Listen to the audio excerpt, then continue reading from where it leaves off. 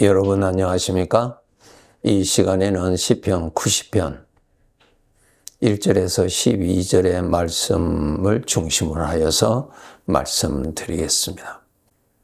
12절의 말씀을 보면 우리에게 우리 날 계수함을 가르치사 지혜로운 마음을 얻게 하소서라는 모세의 기도의 내용이 있습니다. 우리가 이 세상에 얼마를 각각 살는지 아무도 모릅니다. 내가 돈 주고 산 것 아니죠? 예약 받아서 사는 것도 아니죠? 하루하루 나의 창조주 하나님의 허락하심 안에서 지금 살고 있는 것입니다. 언젠가는 더 이상 살 수 있는 날이 없는 마지막 시간을 우리는 만나게 됩니다. 그런데 우리는 저녁에 자고 아침에 일어나서 또 일하고 살고 이런 일을 반복하다 보니까 그냥 매일매일 그렇게 또 내일 또 살고 또 살고 또 살리라고 하는 그러한 생각만 가지고 있습니다. 그런데 우리가 고개를 조금만 옆으로 돌려도 오늘 하루가 어떤 사람에게는 마지막 날로 하루가 되는 사람들이 많이 있죠. 예. 언젠가는 나 자신도 오늘이 마지막 날이라고 하는 그 날을 맞이하게 될 것입니다. 이 점을 우리가 알고 내가 어떻게 살아야 되는가를 여러분께서 그 답을 알고 사셔야 됩니다. 그런데 일반적으로 매일 이렇게 반복되는 하루하루의 삶 속에서 어떻게 삽니까? 내 중심으로 살잖아요. 내가 원하는 것을 추구하면서 살잖아요. 나라는 존재의 주인은 내가 아니면서 내가 앞으로 몇 년 더 살 것인지 그것도 모르는 내가 내 중심으로 산다. 맞지 않지요? 꼭 여러분 인생을 살 때는 주인을 알고 주인 앞에서 살도록 해야 합니다. 창세기 5장을 읽어보시면은 이 땅에 살았던 사람들의 이름이 기록되어 있고 그 사람들이 이 땅에서 몇 년을 살았는가 하는 연수가 기록되어 있고 그리고 마지막에는 죽었다고 기록되어 있습니다. 그 사람의 삶의 내용이 없습니다. 하나님이 기록하신 책으로서 하나님께서 그 사람의 삶에서 인정할 만한 삶의 내용이 없었다는 것입니다. 살기는 살았는데 하나님이 인정하시는 삶의 내용이 없었다는 것입니다. 이것이 문제입니다, 여러분. 얼마를 살았느냐, 누가 더 오래 살았느냐, 그것은 죽음이라고 하는 공통점에서는 시간 지나면 무의미한 것입니다. 중요한 것은 그 사람에 대해서 하나님이 삶의 가치가 있는 삶을 얼마나 살았는가, 하나님이 인정하실 만한 삶을 살았는가 하는 그 내용이 그 사람에게 없다는 것입니다. 하나님이 주인이시거든요. 그러니까 하나님이 나의 삶을 평가하십니다. 그러니까 하나님께서 평가하실 만한 내용이 없었다는 것입니다. 그래서 우리 성도들 알아야 돼요. 내가 얼마나 오래 살았는지, 내가 얼마나 건강하게 살았는지, 얼마나 세상적으로 부족함이 없이 넉넉하게 살았는지, 그렇게만 살았다면은 창세기 5장에 내 이름을 두고 하나님이 기록하신다면은 그가 몇십 년 살다가 요즘 같으면 80년, 90년 살다가 죽었다.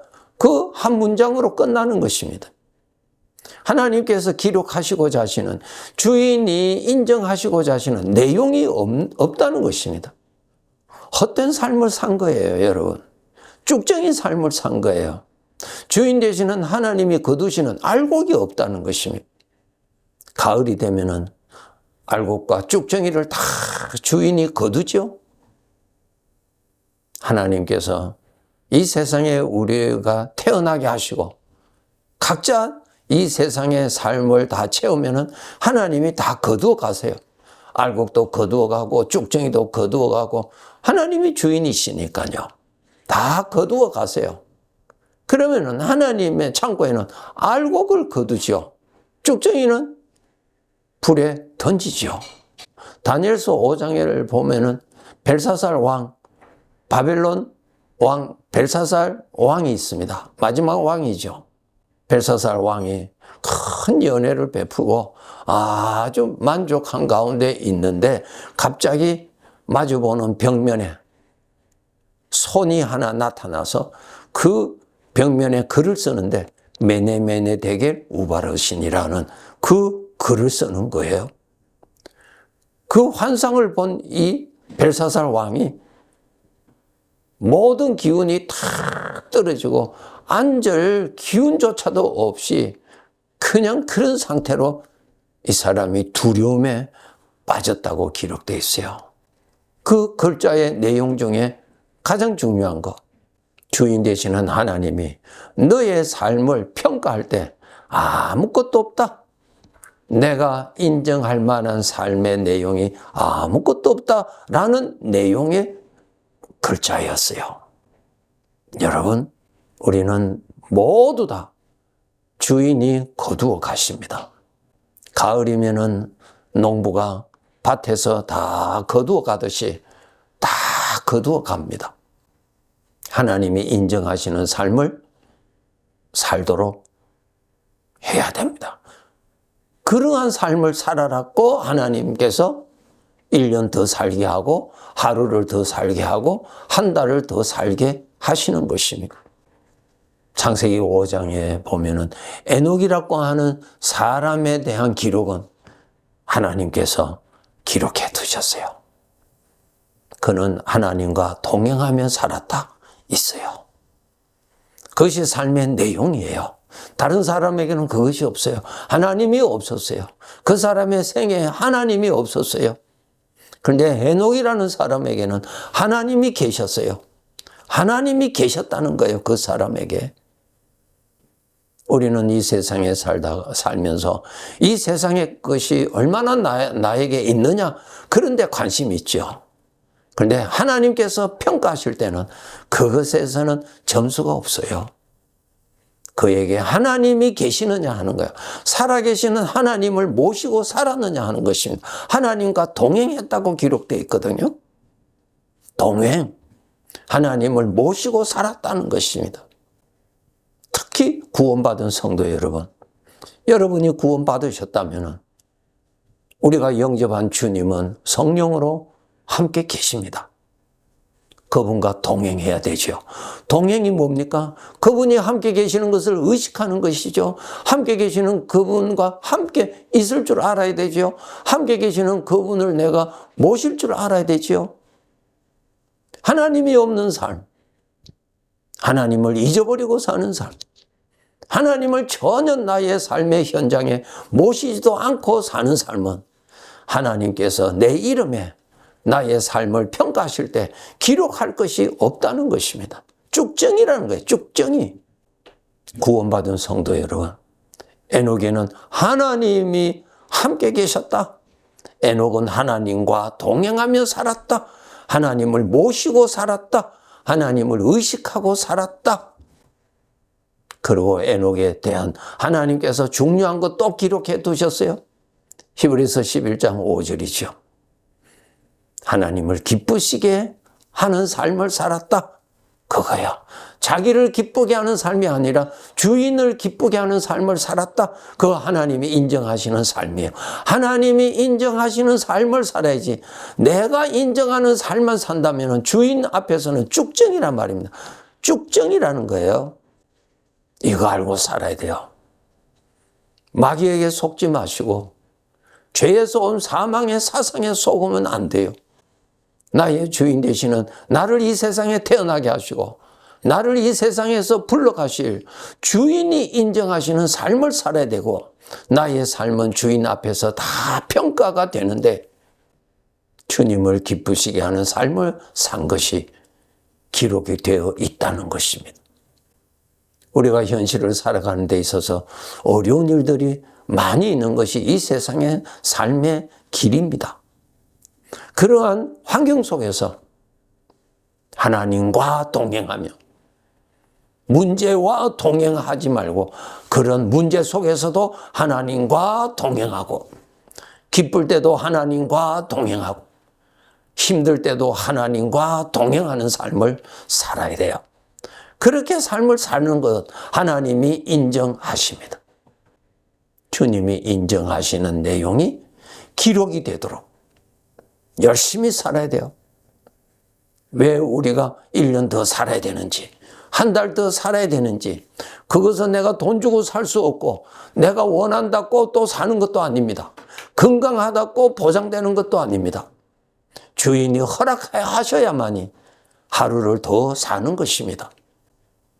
하나님의 평가에 내 이름에 하나님을 모시고 산 삶이 기록이 많도록 하나님을 기쁘시게 하는 삶을 산 것이 기록이 많도록 여러분 그렇게 살아야 됩니다.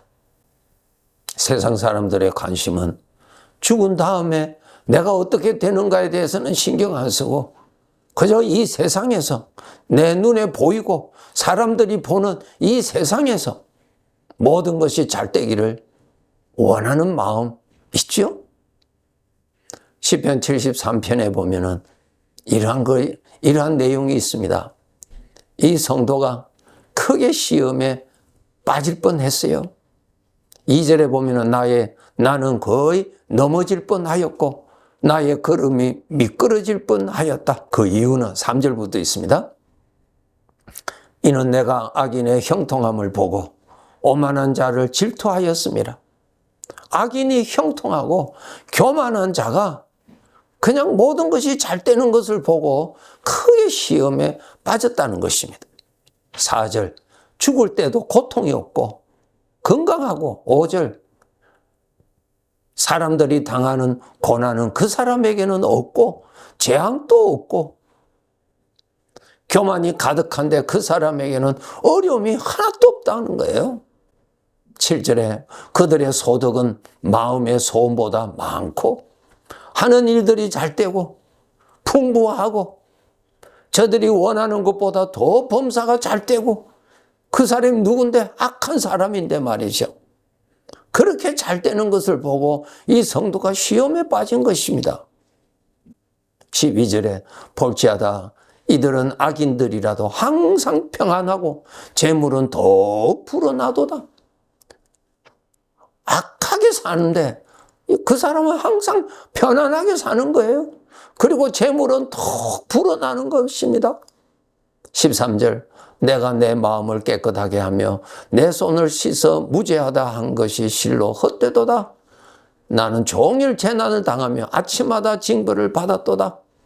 내가 이렇게 거룩하게 신앙 지킬 필요가 어디 있겠느냐 하는 이러한 사망의 생각에 시름에 빠진 것입니다.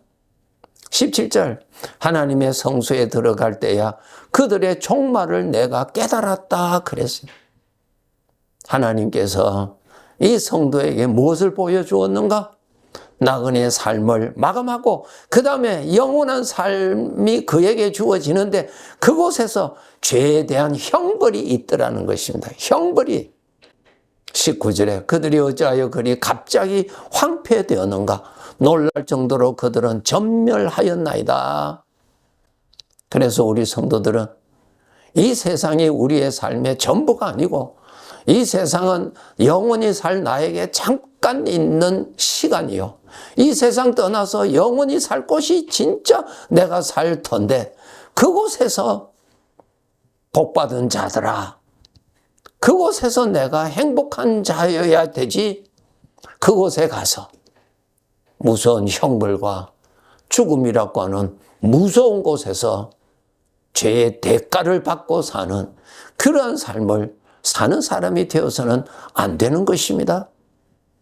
우리 성도들 이 세상의 삶을 마치고 주님 앞에 가서 심판이 있다는 것을 명심하시고 내 이름에 하나님을 잘 모시고 산 내용이 많이 기록되어 있도록, 하나님을 기쁘시게 한 삶이 많이 기록되어 있도록 열심히 삽시다. 어려울 때도 그 내용이 기록되도록 열심히 삽시다. 억울한 일을 당할 때도 우리 하나님께서 보시기에 하나님이 인정하시는 그러한 삶이 기록되도록 그때도 열심히 삽시다. 울며 씨를 뿌리는 자는 가을이 되면은 기쁘게 거두어 드리는 법입니다. 다가오는 영원한 삶을 여러분 확실히 보시고 오늘도 우리 주인이 기뻐하시고 우리 주인이 인정하시는 삶을 살아가도록 합시다.